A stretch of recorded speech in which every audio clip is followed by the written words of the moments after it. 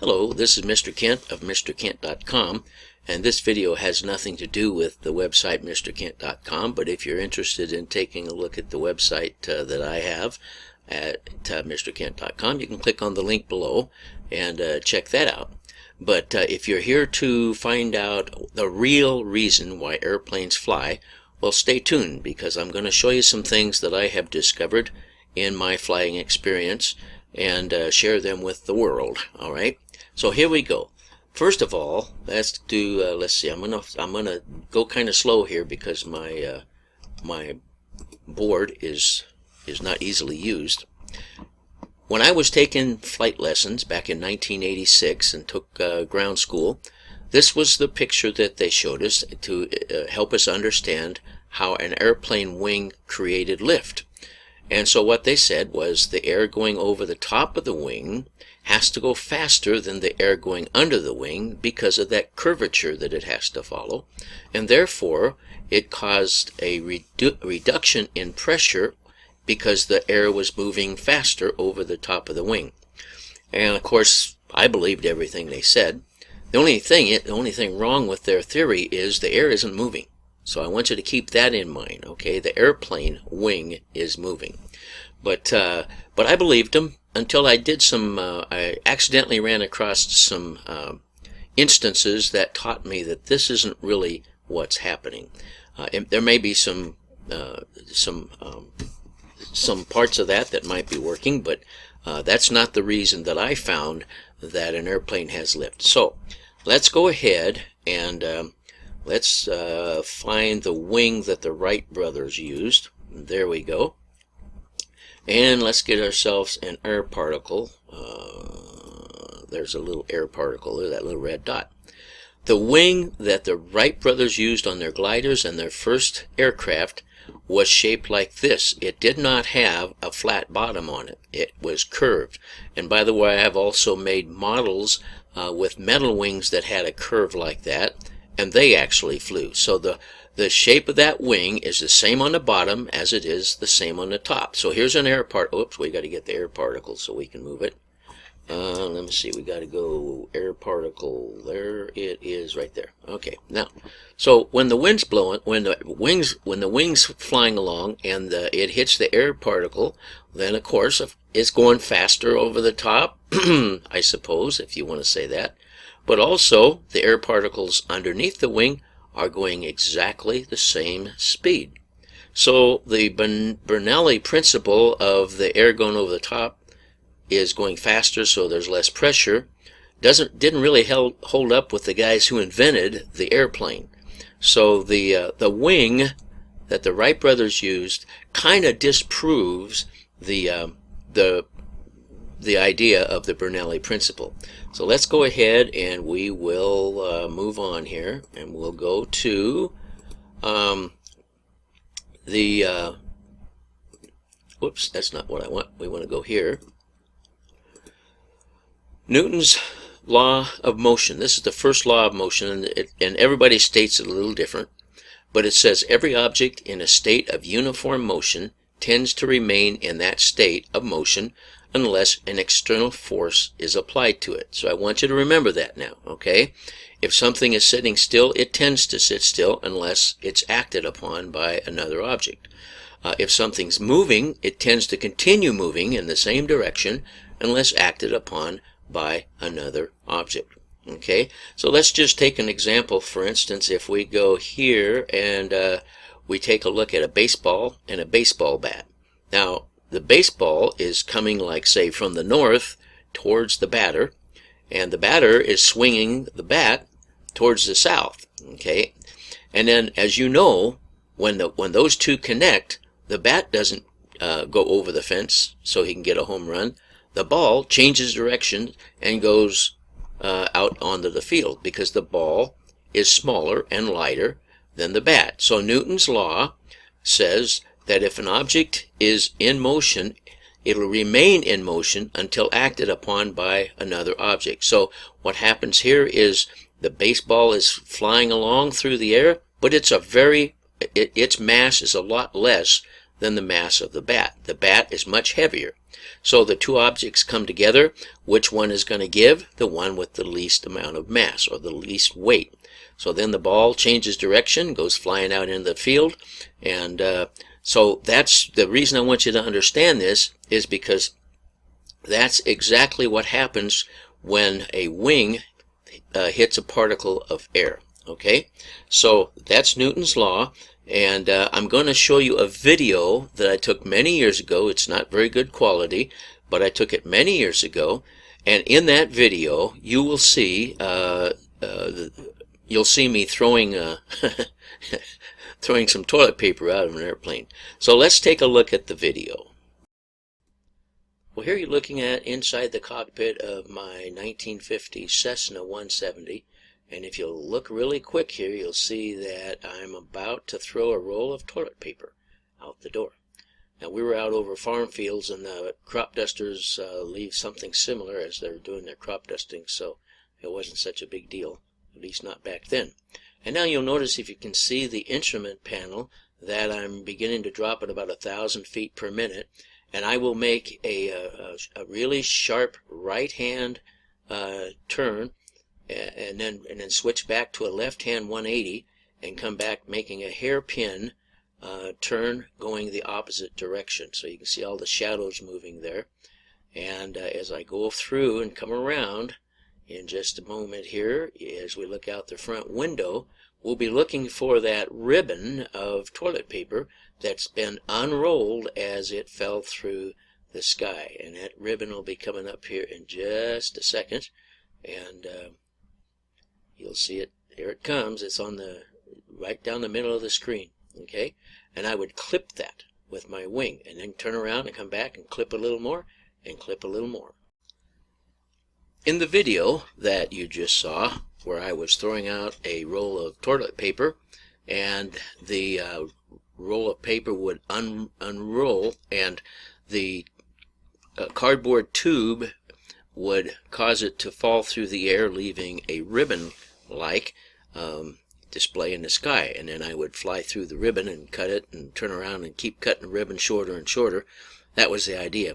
But occasionally the cardboard tube was not glued to the toilet paper, so every once in a while that tube would fall off the end of the roll, and then the roll would just kind of gather up into a kind of a ball, and it wouldn't be falling very fast through the sky because it didn't have the weight that it had previously.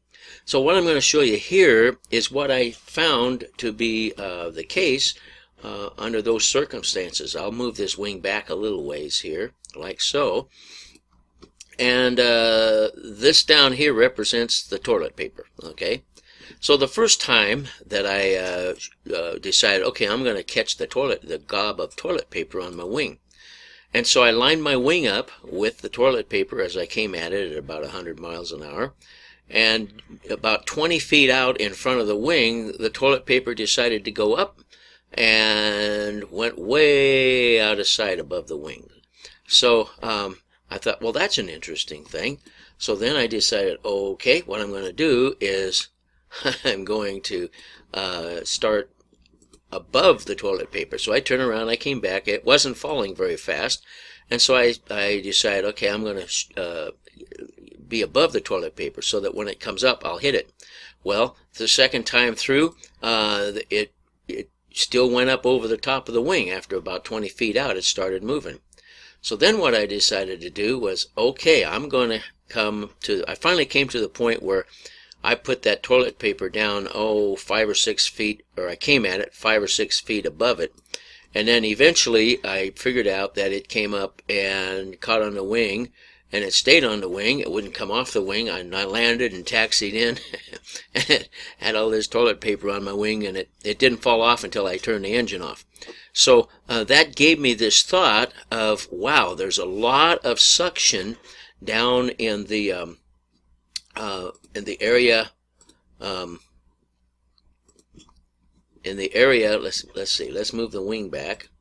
Let's get it back here where it should be. There's a lot of suction in this area down here, drawing stuff up above the wing. And so then I got to thinking, remember Newton's law, let me see if we can find it here. right there. Okay, in Newton's law, it says every object in a state of uniform motion tends to remain in that state of motion unless an external force is applied to it. And so in the case of the wing and the air particle, get this done right here. In the case of the wing and the air particle, to begin with, when you start flying, here's an air particle and it hits the wing, and just like the baseball and the bat, the wing is heavier. It's not going to go anywhere, so the air particle bounces just like a baseball because it's a particle. It bounces up above the wing, and every air particle that the wing hits, which would be millions and millions of them, they all do the same thing. They come up and they bounce above. Well, then that creates a huge suction area right here above the wing.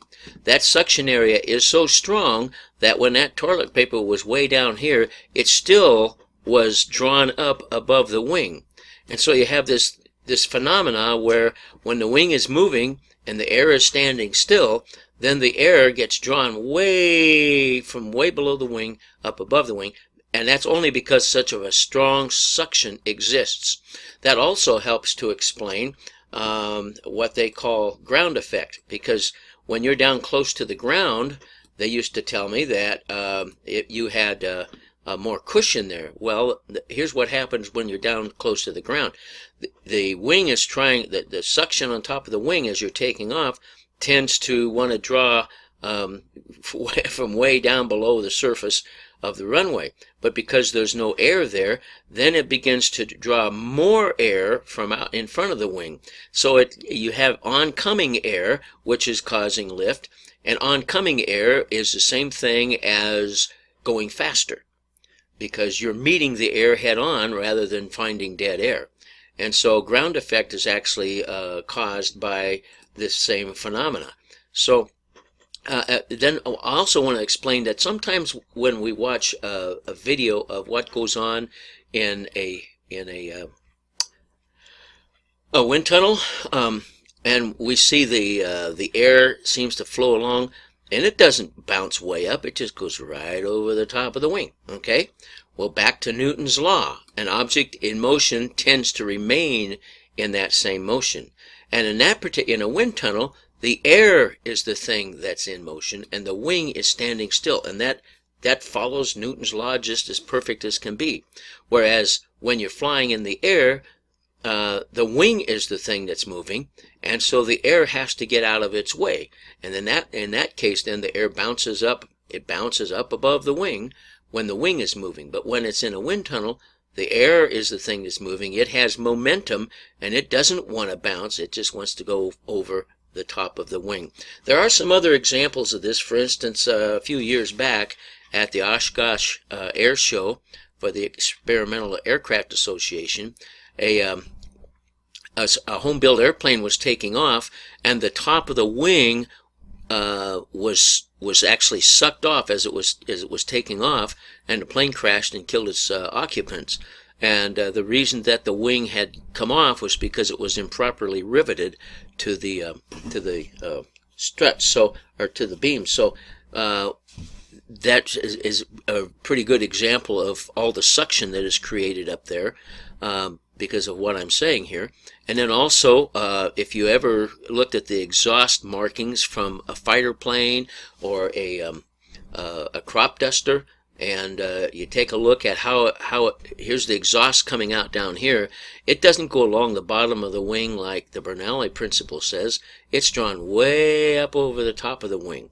And another instance, if you've ever taken flight magazines and they have taken a picture of a plane with a fabric wing, the fabric wing is being, you can see that it's being raised up between each section of my mind is blank. Anyway, it's being raised up. There's a lot of suction on top of that wing, and it's not because of the air going fast. It's because way down here, it's drawing air up because of so much suction that's created by the particles hitting the front of the wing and bouncing up over the wing.